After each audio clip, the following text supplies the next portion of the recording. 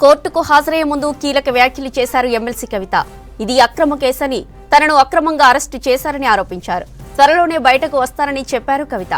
ED head office నుంచి rows avenue court వరకు కవిత వాహనాలను ఫాలో అయ్యారు ఆమె భర్త అనిల్, మాజీ మంత్రి సత్యవతి రాథోడ్. బీఆర్ఎస్ ఎమ్మెల్సీ కవితను రౌస్ అవెన్యూ కోర్టులో హాజరుపరిచారు ఈడీ అధికారులు. కొద్దిసేపటి క్రితం ఈడీ హెడ్ ఆఫీస్ నుంచి కోర్టుకు కవితను తీసుకెళ్లారు అధికారులు. కోర్టులో జస్టిస్ నాగ్పాల్ ముందు హాజరుపరిచారు ఈడీ ఆఫీసర్లు. కోర్టు రూమ్ దగ్గర భారీ బందోబస్తు ఏర్పాటు చేశారు. లిక్కర్ స్కామ్ కేసులో నిన్న హైదరాబాద్ లో ఆమెను అరెస్టు చేసింది ఈడీ. రాత్రి ఫ్లైట్ లో కవితను ఢిల్లీకి తీసుకెళ్లారు. ఆ తర్వాత వైద్య పరీక్షలు నిర్వహించారు. నిన్న రాత్రి ఈడీ హెడ్ ఆఫీస్లోని ప్రత్యేక సెల్లో కవితను ఉంచారు అధికారులు. ఈడీ ఆఫీస్ దగ్గర 144 సెక్షన్ విధించారు. ఇవాళ ఉదయం కవితకు మరోసారి వైద్య పరీక్షలు చేశారు. మరోవైపు ఈడీ అరెస్టుపై సుప్రీంకోర్టును ఆశ్రయించనున్నారు కవిత తరపు న్యాయవాదులు. కోర్టుకు హాజరయ్యే ముందు కీలక వ్యాఖ్యలు చేశారు ఎమ్మెల్సీ కవిత. ఇది అక్రమ కేసని, తనను అక్రమంగా అరెస్టు చేశారని ఆరోపించారు. త్వరలోనే బయటకు వస్తారని చెప్పారు కవిత. ఈడీ హెడ్ ఆఫీస్ నుంచి రౌస్ అవెన్యూ కోర్టు వరకు కవిత వాహనాలను ఫాలో అయ్యారు ఆమె భర్త అనిల్, మాజీ మంత్రి సత్యవతి రాథోడ్. మరిన్ని డీటెయిల్స్ సదా అందిస్తారు. Sada, over to you. Jyothi, MLC కవితను ఈడీ అధికారులు రౌజ్ అవెన్యూ కోర్టుకు తీసుకెళ్లారు. ప్రస్తుతం రౌజ్ అవెన్యూ కోర్టు హాల్లో కవిత ఉంది. సో దీనిపైన ఇప్పుడు ఈడీ అధికారులు ఈమెను అరెస్ట్ చేసిన తర్వాత, సో నిన్న ఈవినింగ్ ఇక్కడ నుంచి తీసుకెళ్లిన తర్వాత ఈడీ ఆఫీస్లో ఉంచే ముందు మెడికల్ టెస్టులు చేయించారు. మళ్ళీ ఈరోజు మార్నింగ్ మళ్ళీ మెడికల్ టెస్టులు చేయించిన అనంతరం ఆ తర్వాత కవితను ఇక్కడి నుంచి అటు ఈడీ ఆఫీస్ నుంచి పరివర్తన్ భవన్ నుంచి ఇటు రౌజ్ అవెన్యూ కోర్టు వరకు తీసుకెళ్లారు. సో అక్కడి నుంచి ఆడికి ఆల్మోస్ట్ ఒక 5 కిలోమీటర్స్ ఉంటుంది. సో అక్కడికి తీసుకెళ్ళి ఇప్పుడు ప్రజెంట్ అక్కడ జడ్జి ముందు ఆమెను ప్రొడ్యూస్ చేయనున్నారు. సో ప్రొడ్యూస్ చేసిన తర్వాత జడ్జి ముందుగా అడిగేది రిమాండ్ డైరీ అడుగుతుంది. అసలు ఈ రిమాండ్ డైరీ అనేది చాలా ఇంపార్టెంట్ అని చెప్పుకోవాలి. ఎందుకంటే ఈ రిమాండ్ డైరీలో అసలు ఈ కేసుకు సంబంధించి ఏమేమి జరిగింది ఏంటి అనేది, కవిత ఈ లిక్కర్ కేసులో కవిత పాత్ర ఏంటి అనేది ముందుగా ఈ రిమాండ్ డైరీలో ముందుగా మొత్తం పూర్తిగా రాస్తారు. అసలు ఈ కేసు ఎప్పుడు వచ్చింది, ఈ కేసు వచ్చిన తర్వాత కవితను మీరు అరెస్ట్ చేయడానికి గల కారణాలు ఏంటి,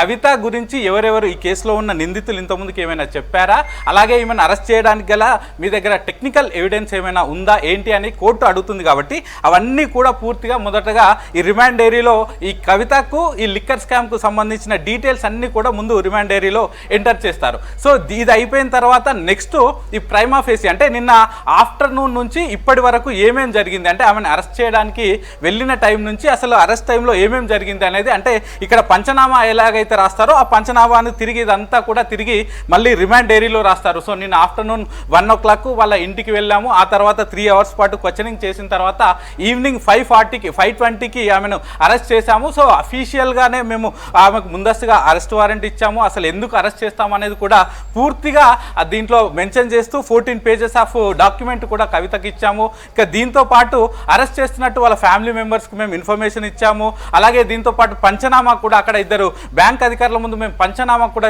చేశాము అనేది కూడా పూర్తిగా ఈ రిమాండ్ డైరీలో నమోదు చేస్తారు. సో దీన్ని ఈ రిమాండ్ డైరీ మొత్తం కూడా చూసిన తర్వాత నెక్స్ట్ జడ్జు ఈమెను రిమాండ్ చేయాలా, చేస్తే ఏ విధంగా చేయాలి, ఎన్ని రోజులు చేయాలనేది పూర్తిగా ఈ రిమాండ్ డైరీ చూసిన తర్వాతనే దీనిపైన అంతా కూడా విచారణ జరిగే అవకాశం ఉంటుంది.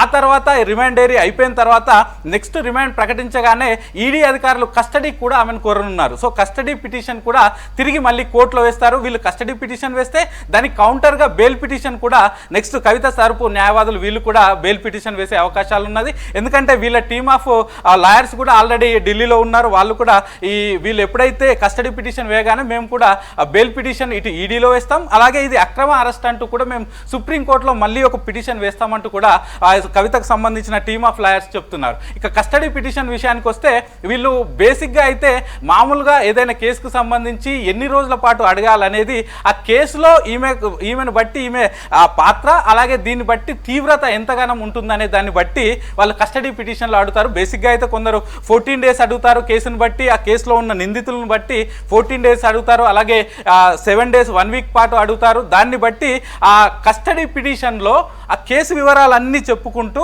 దానిలో నిందితులు కానీ నిందితురాలి పాత్ర కానీ వీళ్ళు ఎస్టాబ్లిష్ చేస్తారు. కాబట్టి ఈడీ అధికారులు దాన్ని పూర్తిగా చూసిన తర్వాత కోర్టు వాళ్లకు ఎన్ని రోజులు ఇవ్వాలి ఇవ్వాలనిపిస్తే అన్ని రోజులు ఇస్తుంది. ఒకవేళ దీనిలో సంబంధం లేదని కూడా కస్టడీ పిటిషన్ కొట్టేసే అవకాశాలు కూడా ఉంటాయి. అయితే దీంతో పాటు వీళ్ళు కస్టడీ పిటిషన్ వేస్తే నెక్స్ట్ నిందితుల తరపున కూడా కౌంటర్ పిటిషన్ వేయాలంటూ కూడా కోర్టు అడుగుతుంది. సో ఆ కౌంటర్ పిటిషన్ కూడా ఇటు కవిత తరపు న్యాయవాదులు వేసే అవకాశాలు ఉన్నాయి. సో ఆ రెండింటిని కూడా విచారించిన అనంతరం కస్టడీకి ఇవ్వాల్సి వస్తే ఎన్ని రోజుల పాటు ఇవ్వాల్సి ఉంటుంది అనేది ఆ నెక్స్ట్ కోర్టు అనేది డిసైడ్ చేసి జడ్జు ఎన్ని రోజుల పాటు కస్టడీ ఇవ్వాలనే దీనిపైన డిసిషన్ తీసుకొని ఇచ్చే అవకాశాలు అయితే ఉంటాయి. ప్రస్తుతానికైతే ఒకవైపు నెక్స్ట్ ఇప్పుడు రిమాండ్ చేస్తున్నారు, జడ్జి ముందు ప్రొడ్యూస్ చేస్తున్నారు.